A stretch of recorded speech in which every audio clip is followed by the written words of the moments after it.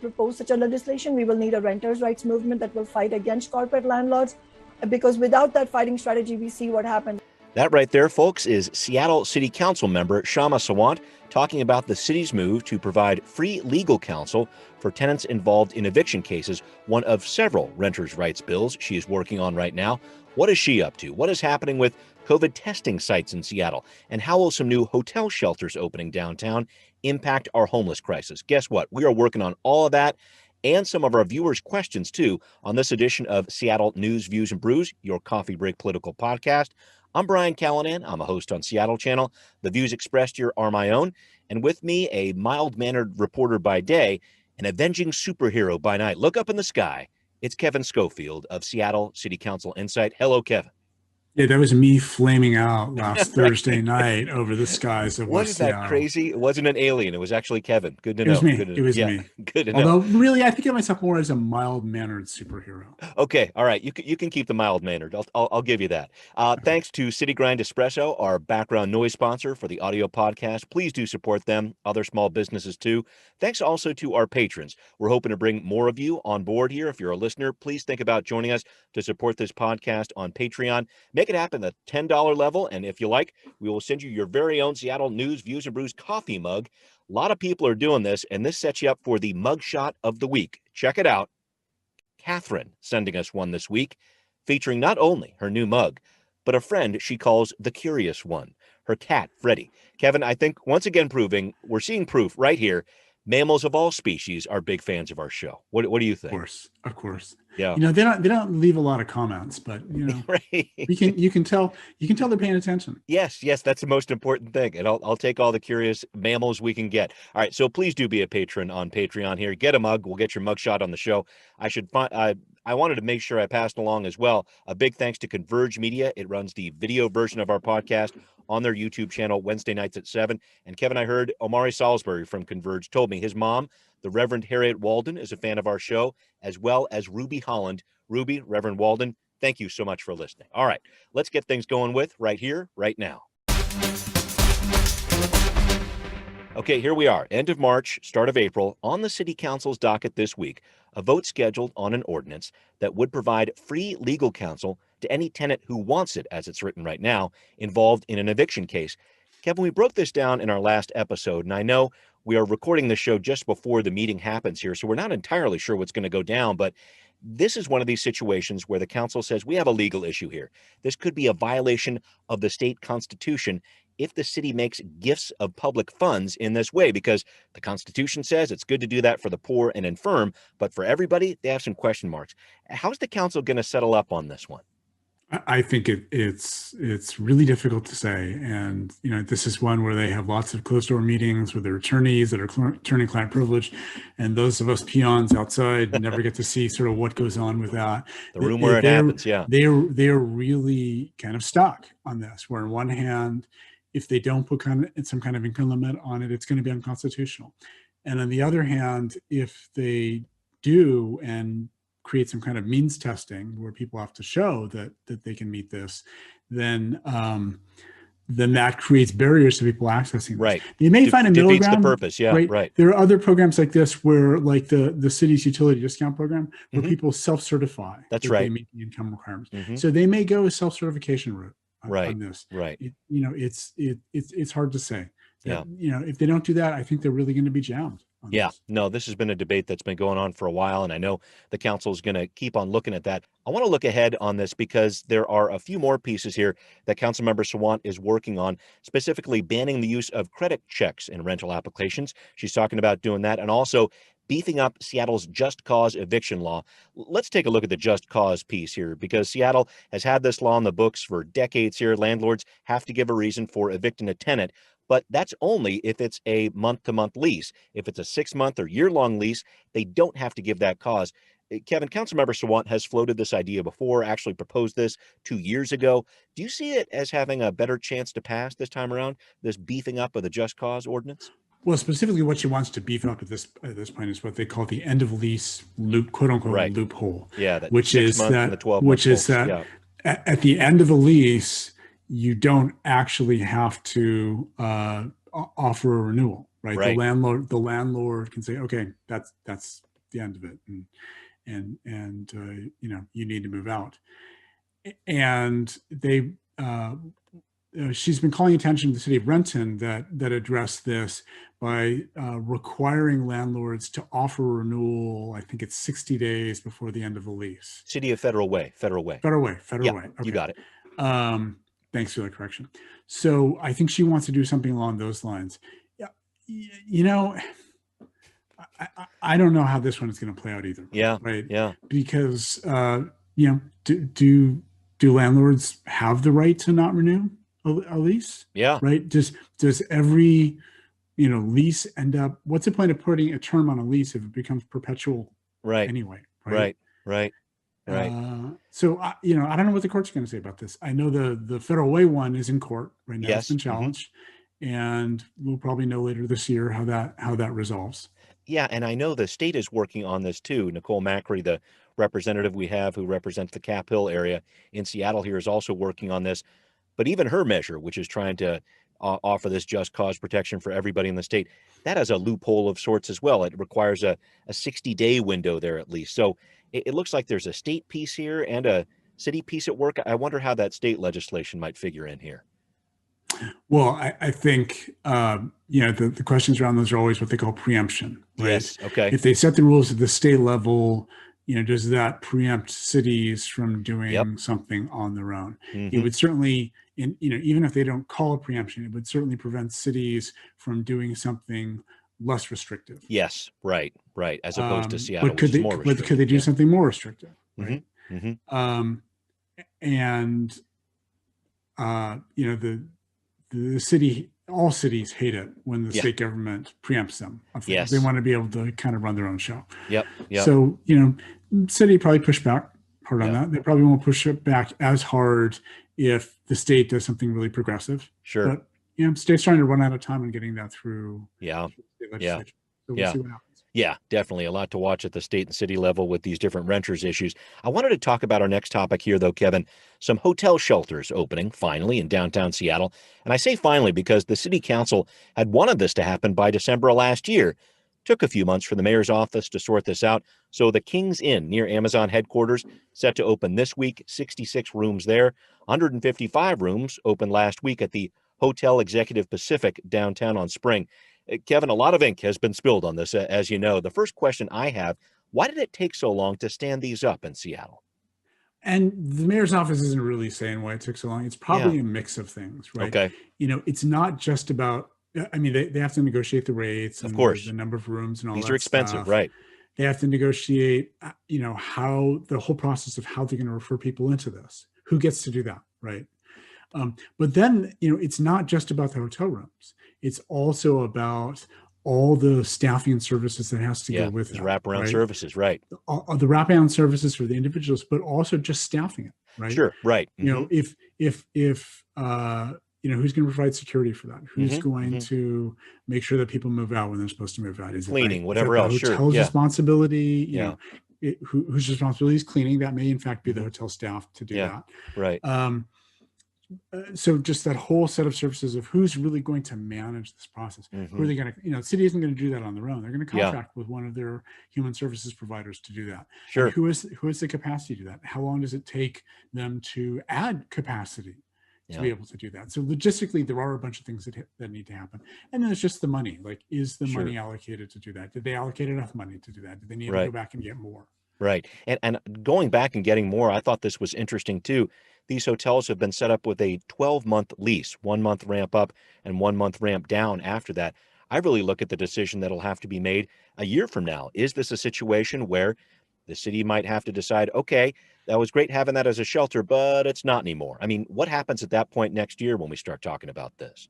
Yeah, it's super expensive. So, the hotel things worked really well in terms of stabilizing people, right? As a housing people into permanent housing, yes. As housing first strategy, where you get somebody into housing, get them stabilized, get the wraparound services, and then make progress in issues that they have, so you can get them ready to move either into permanent supportive housing or into some other form of affordable housing, or whatever situation is the best next step for them. It's super successful. It's the before that, the best thing that we had going on was tiny house villages. Yes. Hoteling is better than that. Hoteling is better than tiny house villages, right? So, but it's also really, really expensive. Yeah. To do those. And the city's paying for this with one-time dollars, as I understand it, this lease that they're going forward with right now. I think that's my understanding too. Yeah. I just wonder what happens a year from now. And I also wanted to point out Colleen Echohawk, the mayoral candidate, is also executive director of the Chief Seattle Club, which is running this Kings Inn location. I almost see this as a bit of a test for her, seeing how this program goes at the Kings Inn.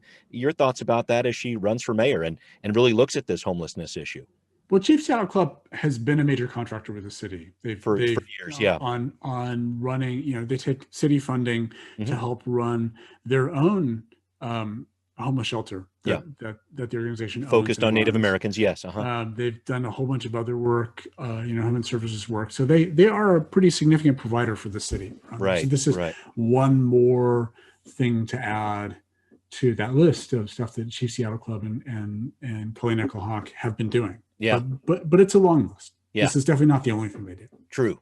Good point there. I also wanted to point out the city council is working on standing up a third hotel, possibly using some FEMA dollars to do that. So we'll keep track of that as well. I want to move on to our next segment here. Now hear this. All right. It is time to update some mixed news, I guess you'd say, in the battle against the COVID pandemic in our area. State health officials last week told us we are all eligible to get a vaccine by May 1st. That's great news there. And those vaccines are getting distributed as we speak. That's also good news. But confirmed cases have now flattened statewide at about 654 per day.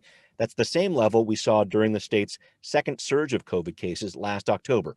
So here's what the state's acting health officer, Dr. Scott Lindquist, had to say about this. He's concerned about that R number you always hear about, the amount of other people that one person could pass the virus on to. Let's listen. That should be less than one. If you have infecting less than one person, this pandemic starts to slow down.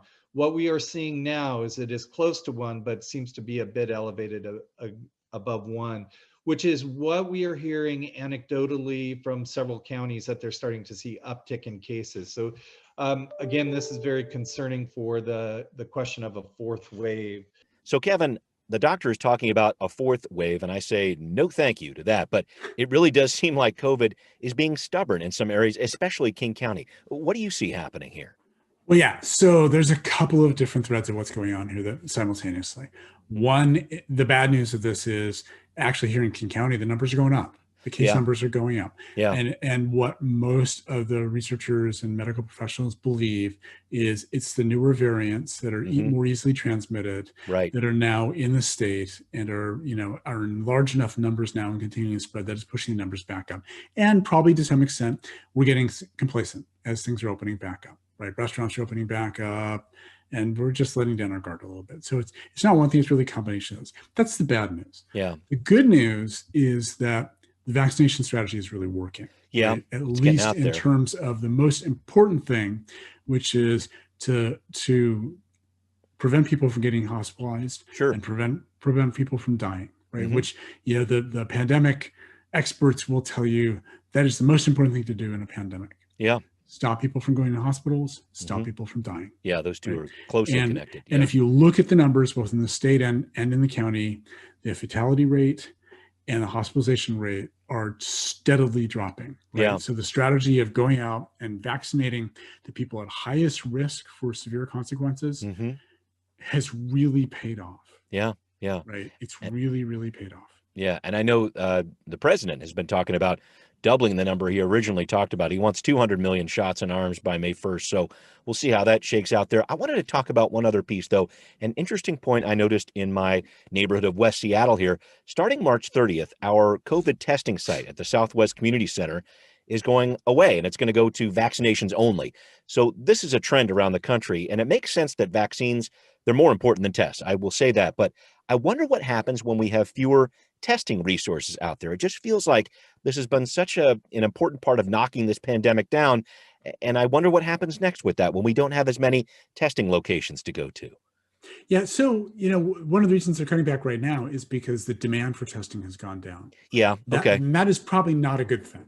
Yeah. Right. Because people think they're safe, or we still see the case counts. And again, the case counts are going up. Yeah. Yeah. right at the moment. Mm-hmm. People, think they're safer right now.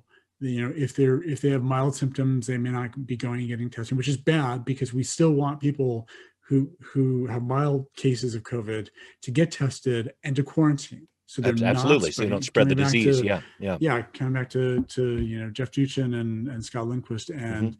that R number, right? Yeah. That's how we get the R number down. Yeah. Right. Yeah. So, and there's another really important part of the testing, which is it gives the researchers the ability to actually sequence Mm-hmm. those viruses, find out to what extent it is different variants. Yeah. Right? Because the vaccines have different levels of efficacy against the different variants, right? Yeah. We need to know what we're fighting. And we also need to know if there are new variants that are emerging. Right. Right. Because it's not like the virus is done mutating. No, it's constantly doing that. So we're flying blind more if we're doing less testing. Yeah. I'm concerned about that too. And I know there's a federal piece in place that's supposed to put $50 billion into more testing around the country, but how that's distributed, what that looks like. There's such a focus right now on vaccination. I'm concerned about that. I wonder what happens next with that testing, because we need more, clearly, throughout our area. I wanted to move on to another piece here, Kevin, from last week, a story that came out that I think both of us were concerned about. This is the Sean Feuer shooting case. So a decision from the Office of Police Accountability came out about this, about Sean Feuer, a 24-year-old man shot and killed by Seattle police while he was holding his 1-year-old daughter in April of last year at Rainier Playfield. He had a gun before this incident happened with police, reportedly shot at people while holding his daughter before police did encounter him. Officers did not know he had gotten rid of the gun before they engaged him, but Feuer was unarmed and holding his child when he was killed. The OPA said the shooting was lawful and proper. Those are the words that they used. The officer acted in a reasonable way, as his SWAT training directed. Kevin, I know you had a ton of questions about this one. What are your concerns about what came out here?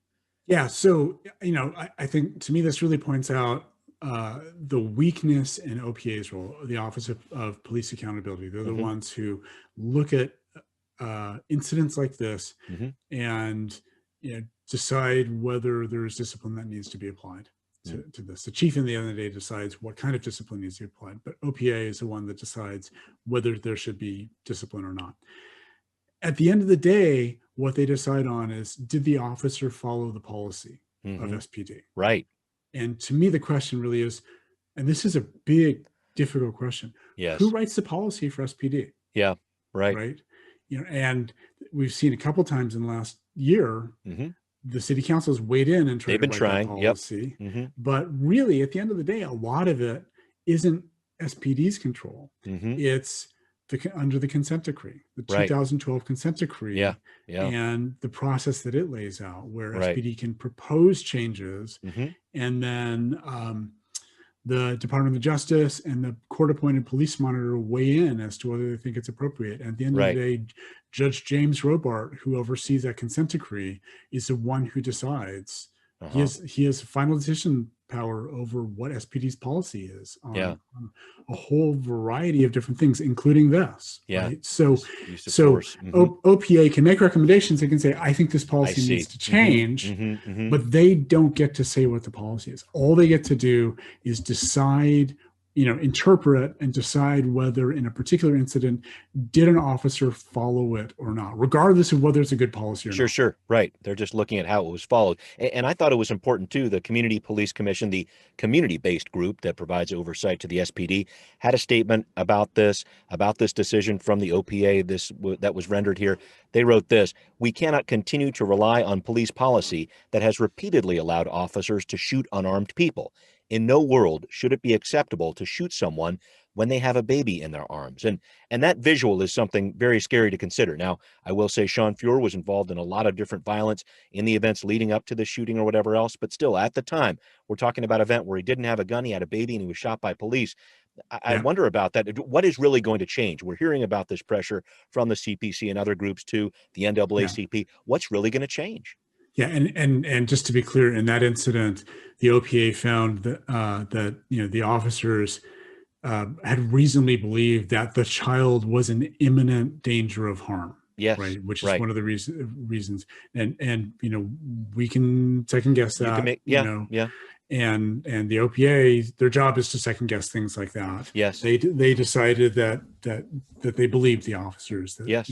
at that point. If there's someone with a gun and a baby and firing the gun, I can see where they might go down that path. Keep going. Yeah. So, but to your question about, like, how does this change? Yeah. I think it, I can tell you how it's supposed to change. It's supposed to change with OPA and the Office of Inspector General looking at systemic issues like this and recommending, policy changes. SPD may or may not take that up. The, DOJ, Judge Robart, the police monitor, particularly the police monitor, may say, hey, yeah, this really needs to change. Yeah. But that's a long drawn out policy. That's got a lot of, revision time. This is not something that can change on a dime, for better or worse. No. We've certainly seen that with the crowd control policy that the SPD has been working on over the last couple of months.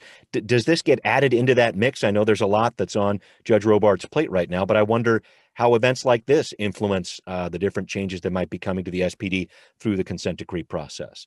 Yeah, I think it depends if somebody raises this to the police monitor and to Judge Robart. I didn't see a recommendation from the OPA that this policy needs to change. Yeah, right. Right. It's a troubling story all around. There's no other way to look at it. But again, it's something that we're going to monitor here on the podcast, and we'll be watching it as it develops here with the federal court as well. Let's move on to our final segment here. What's next? Okay, more election fun on our episode this week. And the question is, can you run for mayor and city council at the same time? Well, guess what? Kate Martin is doing that. She is a perennial candidate. She's run for many, many years. She wants in on the 15-person mayor's race, and she's running in the District 8 council race, which now at least has some other candidates facing off against Teresa Mosqueda. Kevin, from what I understand, the Seattle Ethics and Elections Commission said this could work for Kate Martin. Maybe she decides right before the deadline which race she wants to really run in. But I guess I'll say she's one of now a few challengers to Teresa Mosqueda for that position 8 seat. But I'm not seeing any serious names there just yet. Are you in that race for No, I'm not seeing any. They're and liking does that more surprise you? Yeah. I think in early May we'll see more people jump in, but we'll see what happens with that. But in terms of this particular thing, the Ethics and Elections Commission has said a couple different things. Can somebody run for multiple offices at the same time? Yes, they can do that. Yeah. Right. Is that separate campaigns, or is that the same campaign and the same sort of campaign trough of money? Yeah, right. That's a more interesting question. Then you can take that one step further and say, what does it mean for if they participate in the Democracy Vouchers program? Sure, right. As I would imagine. And what the SEC has looked at before is what happens if you decide you're running for one city council position, and then you decide you want to switch to a different one, like the position 8 and position 9 are both citywide. Yes, right. Position 8. Then when you see who else is, has signed up to run for that, and you don't like that combination, you jump ship. You jump over to 9. Do you get to carry everything with you? If you took democracy vouchers as a candidate for position 8, can you carry those over to position 9? Oh man. Right. But that's a serial thing. That's like one or the other. And what Kate Martin is doing is running them at the same time. Yeah. And it comes back. Are those separate campaign war chests? Oh boy. Or is it one? Yeah. Really weird, complicated stuff. Yeah, it is. And I think a lot of people are complicated enough as it is by democracy vouchers. I saw a story recently that some people are donating to one mayoral candidate and then another using their democracy vouchers, not really throwing all their weight behind one person, but sort of spreading the peanut butter a little thinner there. And I think there's a lot of questions around that. I think that's okay. I do too. Okay. I don't mind it, but it's interesting. And if you want to have if you want to make sure we have a really good raging policy debate, that's right. Let's get a bunch of candidates in there who are going to have different positions and see sort of what rises to the top. I think that's perfectly fine. I think it'll be very interesting to watch. I wanted to pass along a quick question, Kevin, that we got in from one of our listeners and patrons. Voss asked us this after our story about redistricting in our last episode. He asked, the ordinance for the districting commission, I believe he means redistricting here, says city employees are not eligible to apply. And in fact, most of the other commissions say exempt employees are not eligible. So he's talking about that interaction there between these commissions and city employees, et cetera. Any idea why this is? It feels like a conflict of interest to me, but do you have any more thoughts on this, Kevin? I thought this was an interesting question. I can think of a bunch of reasons. Okay. The ordinance itself, actually it's in the city charter, doesn't Yes. really specify why that's in there. Mm-hmm. But I think at the end of the day, it comes down to conflicts of interest, or sort of really who they're representing. What would happen if an elected official got on there? Sure. Or right. A staff member, a legislative aide to an elected official got on there. There'd be a question about about who, they would have a conflict of interest. Are they doing this? Are they representing the city on this commission? Yes. Or are they representing their boss? Yeah. Or should they be representing the higher ideal of redistricting and getting it right? I mean, that's I think that's a bottom line here too. So Voss, thank you very much for that question. Kevin, thank you for the back and forth there. I wanted to wrap up our show with always the most important part of this, the tasty treats that are good to have on your coffee break, because man does not live on politics alone. And Kevin, today I have to present to you one of my daughter's infamous, famous, and probably deadly brownies with peanut butter fudge sauce. Okay, so you can see, I'm not messing around right here. So stick that through the camera. I want that. Okay, I know. I wish I could. But here's the deal. I like my baked goods hot out of the oven, but with these, straight out of the freezer is when they're best. I don't know what that is. Why do these things taste better frozen? Well, my dentist probably doesn't like that. Yeah. No, but what's the phenomenon going on there? Why are some of these treats better when they're frozen? The magic of I mean, it's almost like I'm eating. Well, I'm gonna take a bite. You think about that, because our guys think, oh yeah, it turns into some. It used to be kind of chewier, but then there's a little bit of chewy inside where it hasn't totally frozen through. So just having having different textures in there. I mean, it's a little bit more of a complex experience there, right? Oh yeah. One of the we talked about this before. One of the great things about chocolate and makes it so awesome is that it is solid at room temperature. Yep. And liquid at body temperature. Right. So it does literally melt in your mouth. Right? That's what chocolate does, right?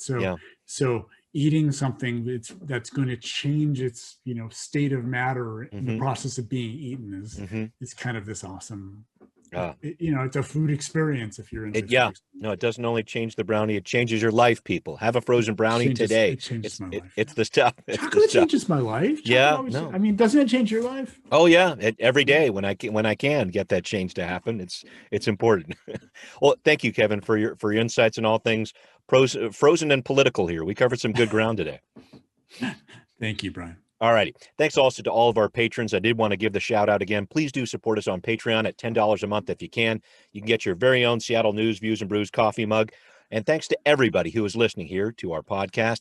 You can always find out what's brewing on Seattle News, Views, and Brews. Subscribe on iTunes, Spotify, wherever you listen. Again, please do support us on Patreon so we can keep this thing rolling here. Thanks also for watching on Converge Media, and we will see you next time. Seattle News, Views, and Brews is an independent production of Callanan Media Services. Copyright 2021.